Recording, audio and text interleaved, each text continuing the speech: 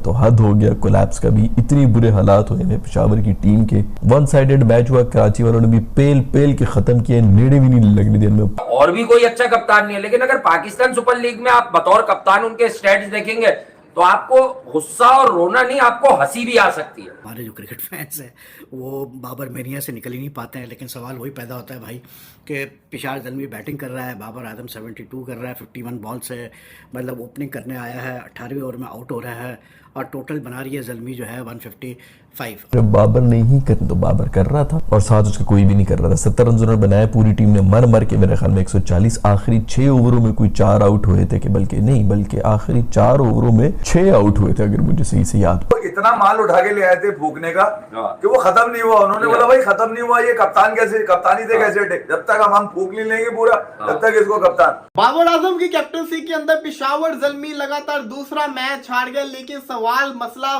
बाबर की कैप्टनसी का नहीं है। मसला यह है कि बाबर की किस्मत बड़ी बुरी है कि जब जब ये कैप्टनसी करता है इसकी टीम इसका साथ नहीं देती और वही कुछ छोड़ा है। हम बस बाबर आजम के एक्सपर्ट्स में खुश उतरेंगे। आज बाबर आजम जो quickest batsman to make 10,000 T20 runs, मतलब फास्टेस्ट टू 10,000 T20 रन्स, उस पर हम खुश हैं बहुत जी कि जी बाबर आजम ने ये कर दिया। लेकिन बात वही आती है यार कि कितने मैच उस 10,000 रन्स में बाबर आजम ने जिता है, ये मैटर करता है सबसे ज्यादा। ज्यादती हो रही है यार, ज्यादती हो रही है बाबर के साथ। नहीं, बाबर के साथ तो है ज्यादती। मैं आपको सच बात बताऊं, देखिए यार, ये कैसा खिलाड़ी जिसके बल्ले पे 50 लिखे हुए। जी जी, लेकिन T20 में तो बल्ले पे 50 लिखे हुए उसके, वो जाएगा अपने रन करेगा। इसके अंदर पेशावर ने एक दफा फिर से बाबर ने कुछ 71 रन बनाए, उनके आसपास किसी ने नहीं किया, क्योंकि बॉब्जी द किंग कर लेगा, बाकी कोई कुछ भी नहीं करेगा। याद है जी, श्रीलंका टूर पे गोद में चढ़ के निकल लिया था सीरीज खेलने, परफॉर्मेंस कुछ भी नहीं थी। फिर उसके बाद वर्ल्ड कप खेला, फिर एशिया कप खेला। लेकिन मेरा बाबर पाकिस्तान की एक बार फिर कप्तानी करेगा। आप जितना भी फिवाई एजेंडा चला ले, मैं ये कह रहा हूँ कि अब किया तो क्या किया, अब आप एजेंडा चला रहे हैं यार। अगर हार गया तो क्या हुआ? नहीं, बाकी जो करेगा वो पाकिस्तान की दोबारा कप्तानी बाकी करेगा। बच्चे डोमेस्टिक की भट्टी में जल जल के खत्म हो जाए और शाहीन भी करेगा। तुम इंटरनेशनल में सीखते रह जाओ, बस तुम्हारा मसला ये है कि मैं इंटरनेशनल आकिब भाई के स्टेटमेंट। दोस्तों आज फिर साबित हो गया कि पाकिस्तान के घंटे के किंग बाबर आजम को कप्तानी करनी नहीं आती, क्योंकि वो पहले तो इंटरनेशनल लेवल पर उसकी कप्तानी फ्लॉप हो रही थी तो उसे कप्तानी से हटा दिया था। वो पेशावर ज़ल्मी की ओर से कप्तानी कर रहा है तो वो अपने तो रन बना रहा है लेकिन अपने टीम के लिए रन नहीं बना रहा, और अपनी टीम को भी कैसे लेके चलना है ये भी उसे नहीं जानता, क्योंकि वो 2 मैच में कप्तानी कर चुका है, दोनों ही मैच हार चुकी है। और लेकिन वो दोनों मैच में शुरू में ऊपर उतरता है, 18 ओवर तक खेलता है और 70-80 रन बना के आउट हो जाता है। पिछले मैच में उसे जब 20 रन की ज़रूरत थी लास्ट के 3 ओवर में तो वो वहाँ पर आउट हो गया और उसकी टीम भी उसी के साथ ही ढह गई। और जब इस मैच में उसको बढ़िया स्कोर देना था, क्योंकि उसकी पहले बैटिंग थी, तो उसमें भी वो 17 ओवर तक खेला और उसके बाद वो आउट हो गया। उसने 70 रन बनाए, उसकी टीम ने 80 रन बनाए, टोटल 150 रन हुए, लेकिन वो वहाँ से भी हार गए क्योंकि उसके लास्ट के ओवर में ही सिर्फ 7 रन बनाए थे।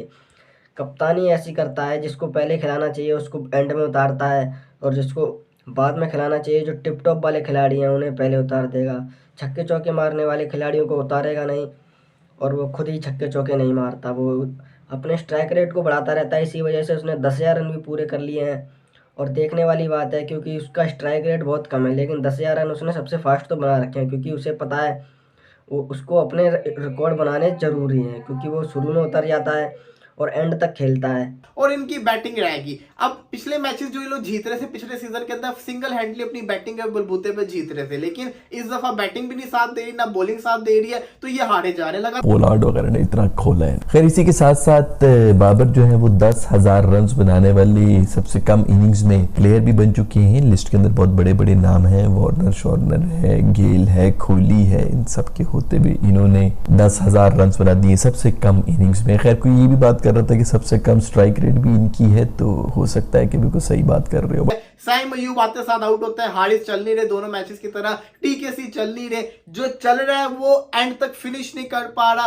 बाबर खड़ा रहा लेकिन बाबर का साथ किसी ने नहीं दिया। पेशावर ज़ल्मी का पिछले साल ये मसला था, इनकी बॉलिंग बड़ी ही बुरी किस्म की थी। इस साल इनकी बॉलिंग के साथ बैटिंग भी फ्लॉप हो चुकी हुई है। ज़ल्मी जो है 155 और उसके बाद फिर जो है कराची जो है वो कोई 3.1 ओवर्स पहले जो है 19 ओवर पहले वो मैच जीत रही है, इसलिए क्योंकि केरन पोलार्ड ने आके जो है वो 21 बॉल में 49 की और मैच को ख़त्म कर दिया। 4 चौके 4 छक्के। एक ओवर में वो वकार सलाम खेल अफगानिस्तान का जो लेफ्ट आर्म स्पिनर है उसको एक ही ओवर में 27 रन सूख दिए भाई उठा के पोलार्ड साहब ने, बस वही मैच खत्म हो गया। तो खैर अब तो स्ट्राइक रेट भी 140-50 पे बॉय ने रखी हुई होती है, लेकिन फिर भी आसपास कोई नहीं होता जो कि इसको थोड़ा सा सपोर्ट भी कर सके। दूसरा मैच अब हार चुके हुए हैं, अब लोग कहेंगे बाबर की कैप्टनसी पे भी सवाल उठेंगे, लेकिन सवाल ये आता है कि वो ओवर दे तो दे किसको? इनके पास बॉलिंग के अंदर है क्या सिवाय ल्यूक वुड के? इनके पास बॉलिंग के अंदर कुछ है ही नहीं। जब जिसको कहीं कोई नहीं पूछता उसको आप ले आते हैं। देखिए हुआ क्या है, मैं उसके यार उसने क्या अनहोनी किया होता है ना, अबे वो अफगानिस्तान का रिस्ट स्पिनर कराने की जगह थी वो बॉलिंग। असल तो उसको मारा है यार 3 छक्के, मतलब उसको बॉल करवा रहे हो आप इस क्रूशल टाइम में। पोलार्ड ने हरा दिया, मतलब एक एक्सपायरी प्रोडक्ट ने एक ऐसे आदमी को मतलब चारों शाने चित कर दिया जिसका बताया जाता है कि भाई ये तो क्रिकेट का पता नहीं क्या अंदाता है। बताऊं मैं पोलार्ड का, ये तो किंग है। बता नहीं रहा आपको, मैं आपको बताऊं। बाबर आजम ने शानदार किस्म की आज भी बल्लेबाजी की, बल्कि बाबर ने रिकॉर्ड्स पे रिकॉर्ड्स बना दिए। 10,000 रन करने वाला फास्टेस्ट नंबर 1 खिलाड़ी बन गया 271 इनिंग्स के अंदर। उसके बाद क्रिस गेल का नाम आता है 285 और 299 के ऊपर आते हैं विराट कोहली, किंग विराट कोहली, जिनके अभी भी घर में बेटा हुआ है। तो मतलब कि बाबर आजम ने इस रिकॉर्ड को तोड़ा, पाकिस्तानी सेकंड बल्लेबाज बन गया, 10,000 रन करने वाले और फास्टेस्ट पूरी दुनिया की बन गया। इसी के साथ साथ बाबर ने आज भी 50 मारा। बात वही आती है कि भाई T20 क्रिकेट की डायनेमिक्स कुछ और है और रिक्वायरमेंट्स कुछ और है, ये हमारे क्रिकेट फैंस को समझने की ज़रूरत है। आप ऑस्ट्रेलिया न्यूजीलैंड का मैच देख लें, वहाँ पर टिम डेविड ने जिता दिया ऑस्ट्रेलिया को, जबकि ऑस्ट्रेलिया 216 रन आखिरी गेंद पे चौका लगाया और आखिरी गेंद पे उसने मैच जिता दिया। तो T20 क्रिकेट में I think as time passes अब रन्स इतने नहीं देखे जाते हैं, इतना एवरेज नहीं देखा जाता जितना ये देखा जाता है कि इम्पैक्ट क्या था आपकी इनिंग्स का। और बेशक आपके 20 रन आप बनाए 5 गेंदों पे, लेकिन अगर आप वो 20 रन में मैच जिता दें अपनी टीम को तो वो 20 रन किसी की भी 50 से ज़्यादा इंपॉर्टेंट हो जाते हैं। तो I think we have to look at Babar's batting in that perspective. Babar form में तो आ गया है, उसमें कोई दो राय नहीं कि जब से उसके सरसी कप्तानी का बर्डन हटा है उसके बाद से वो धड़ा रन कर रहा है। उसने मतलब ऑस्ट्रेलिया के टूर के बाद से उसने रन करना शुरू कर दिया। न्यूजीलैंड में भी उसने रन किए, T20s में वहाँ भी कोई 350 उसने मारे, फिर अभी यहाँ पर भी PSL में 2 मैचों में 50 उसने किए। तो रन तो वो कर रहा है, इसमें कोई दो राय नहीं, लेकिन मतलब he has changed his game a bit. वो थोड़ा तेज़ खेलने की कोशिश कर रहा है, लेकिन अभी भी मुझे लगता है कि उसको और तेज़ खेलने की ज़रूरत है। आमिर जमाल को मार पड़ रही है, सलमान इरशाद को मार पड़ रही है, वकार सालम खेर को मार पड़ रही है, हर किसी को तो मार पड़े। पीछे इनके पास है क्या? एक स्पिनर ही है ना, उसको भी खिला लेंगे तो उसको भी मार पड़ जाएगी। बड़ी ही गंदी किस्म की ये लोग टीम बनाते हैं, बॉलिंग तो लेते ही नहीं है और वही हो रहा है आपके सामने हो रहा है। लेकिन मैं समझता हूँ कि बाबर आजम को चाहिए कि अब से खुद जिसको कहते हैं ना प्लेइंग 11 बनाए, क्योंकि देखिए ब्लेम सारा कैप्टन पे आएगा और फिर बाबर को बर्दाश्त भी करना पड़ना। लगातार दूसरा मैच हार गया, जिस तरह से लाहौर कलंदर की हार की वजह शाहीन शाह अफरीदी, इसी तरह से पेशावर ज़ल्मी की हार की वजह भी बाबर आजम के ऊपर ही आएगी और आ भी रही है। तो इस चीज को एडमिट करना पड़ना है। लगातार दूसरा मैच हार गए दोनों पाकिस्तान के शेर शाहीन शाह अफरीदी और बाबर आजम, दोनों के दोनों अपने मैचेस हार गए और बाकी जीत रहे। तो ये चीज बड़ी मायने रखती है। लेकिन अभी तो स्टार्ट हुआ लीग का, अभी तो आगे बड़ा कुछ होना है, अभी बड़े सारे मैचेस पड़े हुए। लेकिन बाबर आजम की अगर बात करें तो बाबर आजम का बल्ला बड़ा खतरनाक चल रहा है। मेरा उन लोगों से सवाल है जो कहते हैं बाबर आजम T20 का प्लेयर नहीं है। भाई मुझे ये बता दो कि बाबर के T20 के अंदर क्या स्ट्रैट्स हैं, अभी तो आपके सामने चल रहे हैं ना। ये भी मुझे बता दो कि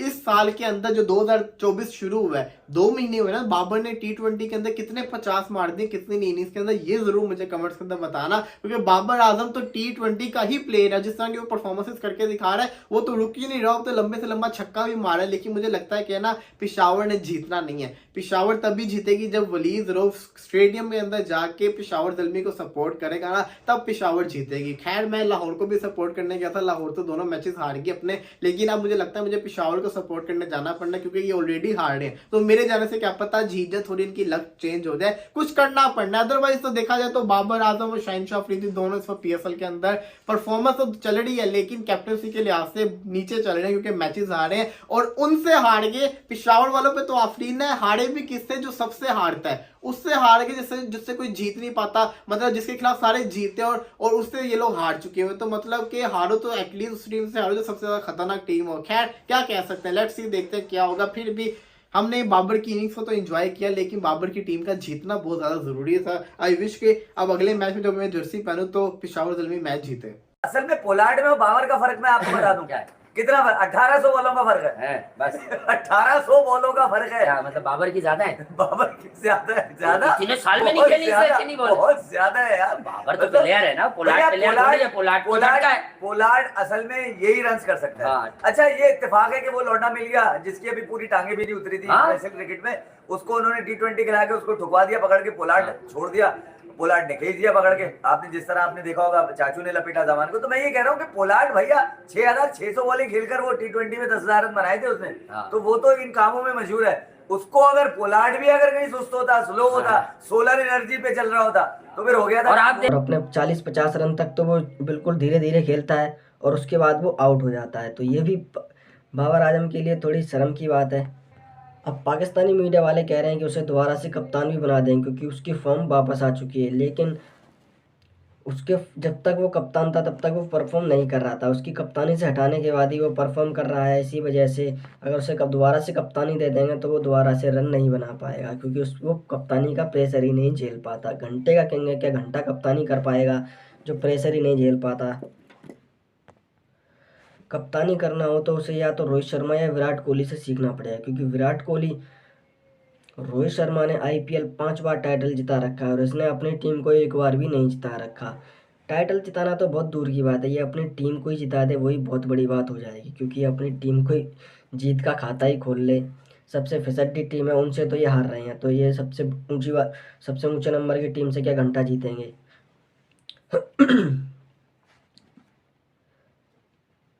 पाकिस्तानी मीडिया वाले कह रहे हैं कि इसने सबका रिकॉर्ड तोड़ दिया और सबसे फास्टेस्ट 10,000 रन बना दिए हैं। अब उसमें स्ट्राइक रेट भी मायने रखता है, लेकिन ये स्ट्राइक रेट बिल्कुल धीरे धीरे खेल के तो बना देगा 50 रन हर मैच में, लेकिन वो टीम को कितने बार जिताया? टीम को इसने एक बार भी नहीं